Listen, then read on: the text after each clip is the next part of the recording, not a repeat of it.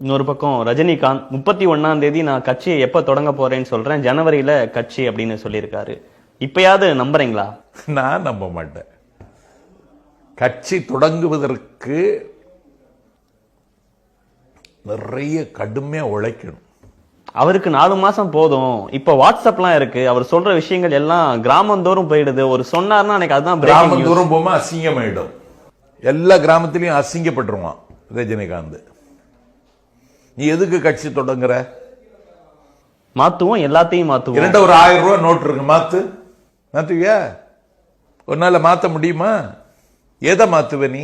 எல்லாத்தையும் மாத்துவோம்னா தேர்தல் ஆணையத்தை மாத்திடுவியா? தேர்தல் ஆணையத்தை மாத்திடுவியா? ஒரு நாள் மாத்த முடியுமா? தேர்தலையே சந்திக்காம மக்களையே சந்திக்காம ஒருத்தி இந்தியாவில் நிதியமைச்சர் ஆயிட்டா, மாத்திடுவியா? பிஜேபி கட்சிக்காரனுக்கே அறிமுகம் இல்லாத ஒருத்தன் ஜெய்சங்கர், இந்தியாவினுடைய எட்டர்னல் அஃபேர்ஸ் மினிஸ்டர், வெளிவிவகாரத்துறை அமைச்சர், ஒரு சொட்டு வியர்வை சிந்தாமல் இந்த நாட்டில் உயர்ந்த பொறுப்பு அலங்கரிக்கிறான், மாத்திருவியா? என்ன மாத்துவ நீ? முதல்ல ஒன்ன மாத்திக்க, அவ்வளவுதான் நான் சொல்லுவேன். அவர் எளிமையானவர், நேர்மையானவர் தானே எல்லாரும் சொல்றாங்க. அவர் என்ன மாத்திக்கணும்? யார் எளிமையானவர்? ரஜினிகாந்த். நீ அண்ணாத்த படத்துக்கு வாங்கின அட்வான்ஸ் எவ்வளவுன்னு சொல்லுவியா?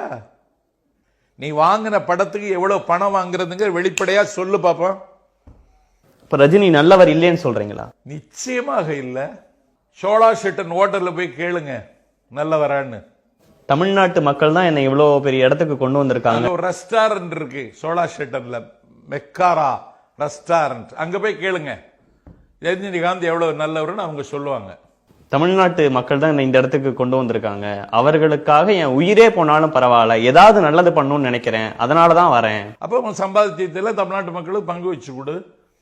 என் அக்கௌண்ட் நம்பரை அனுப்புறேன், எனக்கு ஒரு கொஞ்சம் ரூபா அனுப்பு. பள்ளிக்கூடத்துக்கு வாடகை கட்ட மாட்டேங்கிற, ஆசிரம் பள்ளிக்கூடத்துக்கு இடத்தை காலி பண்ண தரலன்னா நீதிமன்ற அவமதிப்பு வழக்கு வரும்னு இன்னைக்கு உயர் நீதிமன்றம் எச்சரித்திருக்கு. நீ கட்டி வச்சிருக்க கல்யாண மண்டபத்துக்கு டாக்ஸ் கட்ட மாட்டேங்கிற, உயர் நீதிமன்றம் தலையிட்டு உனக்கு டாக்ஸ் கட்ட சொல்லி அதுக்கு பிறகு கட்டியிருக்க. யாரை ஏமாத்துறீங்க?